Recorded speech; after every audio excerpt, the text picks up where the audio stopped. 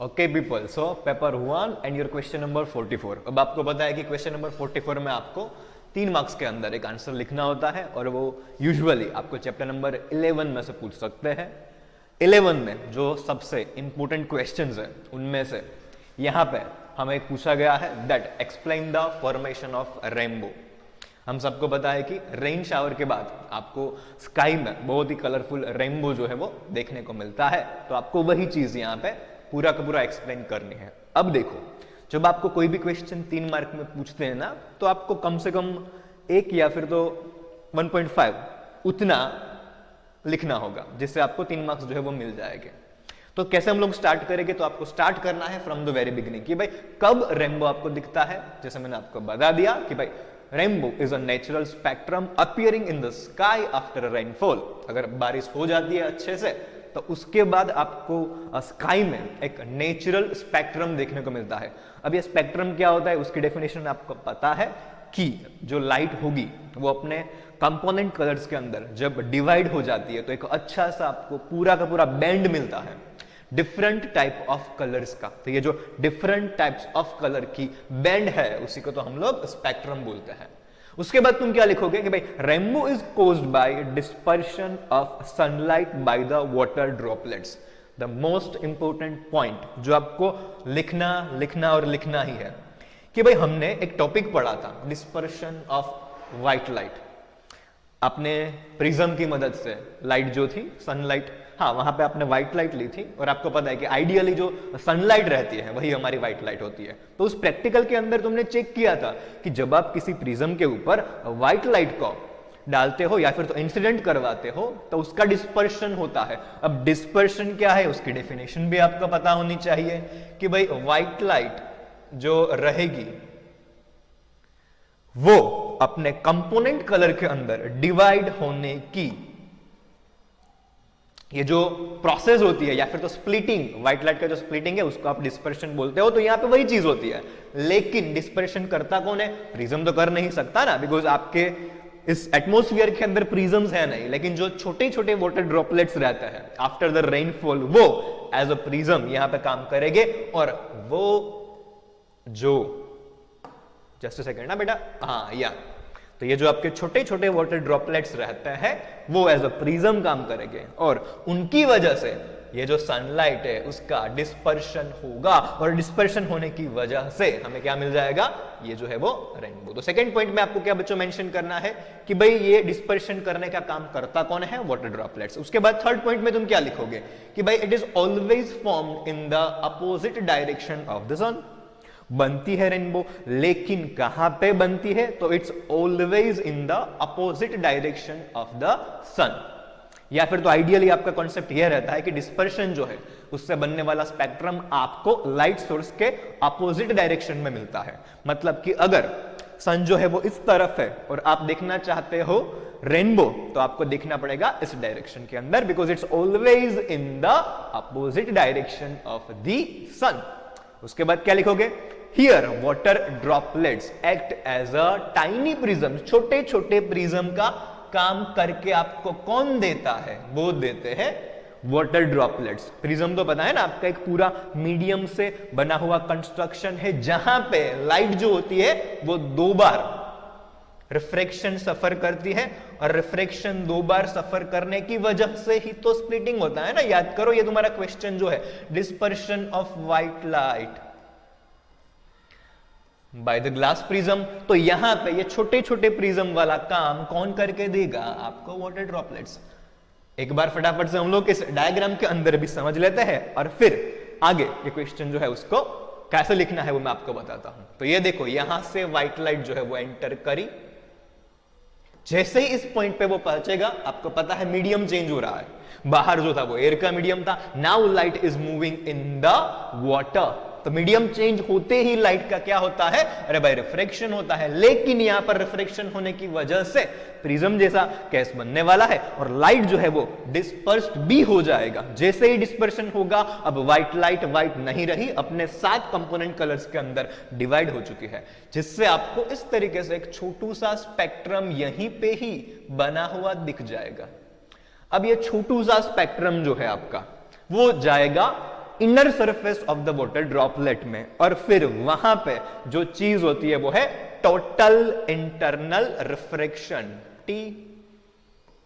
इसको आप कह सकते हो IR, टोटल इंटरनल रिफ्लेक्शन। देखो रिफ्लेक्शन है, हाँ, उस पर मैं थोड़ी सी बात आपको आगे जाके बताऊंगा, लेकिन अभी आगे बढ़ते हैं। रिफ्लेक्शन आप समझ सकते हो ना, ऐसे टकरा के फिर लाइट जो है वो वापस से आने वाली है। तो यहां पे टोटल इंटरनल रिफ्लेक्शन स्पेक्ट्रम आपका गया, टकरा के सारा स्पेक्ट्रम जो है वो नीचे आया, अब वो वापस से नीचे की तरफ जाएगा, आउटर जो आपकी सरफेस है वहां पे, और फिर वहां से वापस एक बार रिफ्लेक्शन होता है हल्का सा, और यहां पे आप खड़े होगे तो आपको जो है वो 7 कलर के अंदर रेनबो मिल जाएगा। इसका मतलब क्या है कि आपको फिर लिखना है कि कौन कौन सी फिनोमिनन्स यहां पे आपको देखने को मिलती है।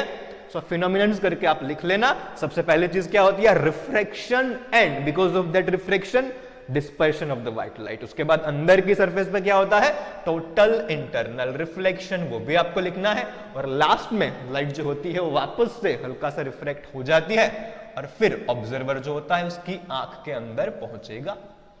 अब ये total internal refraction, total internal, हाँ बेटा सॉरी, हाँ यहां पे देख लेना जरा, रिफ्रैक्शन नहीं होता, रिफ्लेक्शन होता है भाई। तो ये मैंने यहां पे लिख दिया, रिफ्रैक्शन को हटा के रिफ्लेक्शन। अब ये टोटल इंटरनल रिफ्लेक्शन क्या होता है वो डिटेल में तुम अपने साइंस के फिजिक्स में पढ़ोगे, लेकिन मैं आपको हल्का सा बता देता हूं। कुछ बच्चों को पता होता है, कुछ को पता नहीं होता है। इसलिए देखो यहां पे मान लो कि यहां पे मेरे पास 2 मीडियम है, कोई एक मीडियम ऊपर है, दूसरा मीडियम जो है वो नीचे है।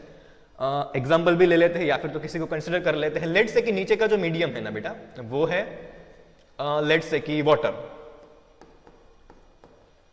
और जो ऊपर का मीडियम है वो है एयर। और अगर मैं लाइट को यहां से थ्रो करता हूं तो आपको पता है कि अभी लाइट जो है वो ट्रैवल करेगा from the denser medium to lighter medium, yes और नो। अभी जो आपकी लाइट है वो ट्रैवल कैसे करेगी, from denser medium to lighter medium.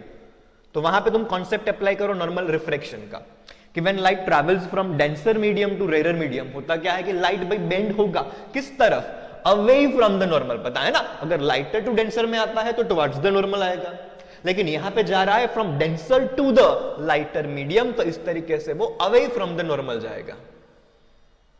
देख रहे हो, एंगल जो है वो आपका बढ़ गया, away from the normal.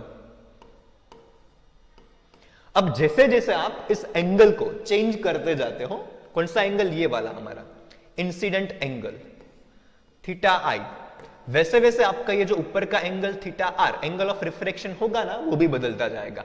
Let's say कि आपने इंसिडेंट एंगल को थोड़ा सा बढ़ा दिया इस सेकंड केस के अंदर, देख रहे हो, थोड़ा सा मैंने एंगल जो था उसको बढ़ा दिया, तो यहां पे क्या होगा, लाइट वापस से ट्राई करेगा to go away from the normal.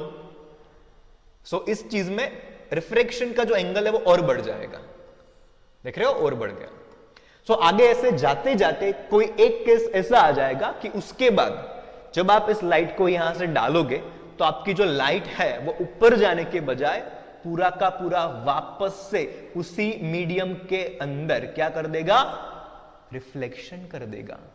यहां पे मिरर नहीं है, समझना, इधर आपने कोई मिरर नहीं रखा है, मीडियम ही बदल रहा है। लेकिन प्रॉब्लम क्या है कि भाई नीचे डेंसर मीडियम है और ऊपर लाइटर मीडियम है, तो लाइट को अवे फ्रॉम द नॉर्मल ही जाना पड़ता है। सो एट द एक्सट्रीम केस आपकी लाइट जो है आपने जिस मीडियम में से थ्रो की थी उसी मीडियम के अंदर वापस घूम के रिफ्लेक्ट हो जाती है, और इस चीज को बोलते हैं टोटल इंटरनल रिफ्लेक्शन। ओके, गलती मत करना, इट्स रिफ्लेक्शन। मैंने आपको थोड़ा सा वो भी यहां पे एक्सप्लेन कर दिया, और लास्ट का रिफ्लेक्शन को आपको पता है।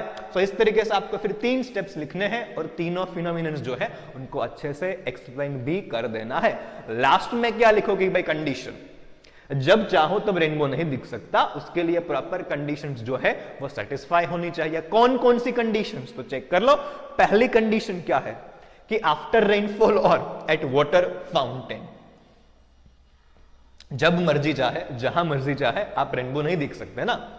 ऐसे समर में आपको रेनबो नहीं दिख सकता, अगर तुझे रेनबो दिखना है तो या तो बारिश होनी चाहिए, अदरवाइज आप वाटर फाउंटेन्स जो होते हैं उनके आजू बाजू में भी कभी कभार देख सकते हो। बिकॉज हाँ, क्यों, बिकॉज अगर वो वाटर फाउंटेन है तो वहां पे आसपास में एटमोस्फेयर के अंदर छोटे छोटे वाटर ड्रॉपलेट्स जो है वो हो सकता है। उसके बाद सेकंड कंडीशन क्या है कि the sun should be behind the observer. ये हमने पहले भी बात कर ली है कि अगर आपको रेनबो सामने देखना है तो सन आपके पीछे होना चाहिए, अगर सन उधर है तो वहीं पे आपको रेनबो नहीं दिख सकता। उसका रीजन भी शायद तुम्हें पता होगा कि सन की लाइट जो है वो उतनी ज्यादा होती है कि आपको रेनबोस के कलर जो है वो दिखेंगे ही नहीं। So if you want to see the rainbow you have to stand like this if the sun is there. अगर आपके पीछे है then you find the rainbow on the front. Done. So इस तरीके से आपको ऑलवेज सन के अपोजिट डायरेक्शन के अंदर ही रेनबो दिखेगा। सो या दैट वाज योर क्वेश्चन। फिर से एक बार देख लो, कब दिखता है, कैसे दिखता है, कौन कौन सी 3 फिनोमिनस होती है, वो भी यहां पे आपको लिख देना है और लास्ट में कंडीशन देके बात खत्म कर देना and you will get the 3 marks. So या that was your all answer. Now I will see you in the next video.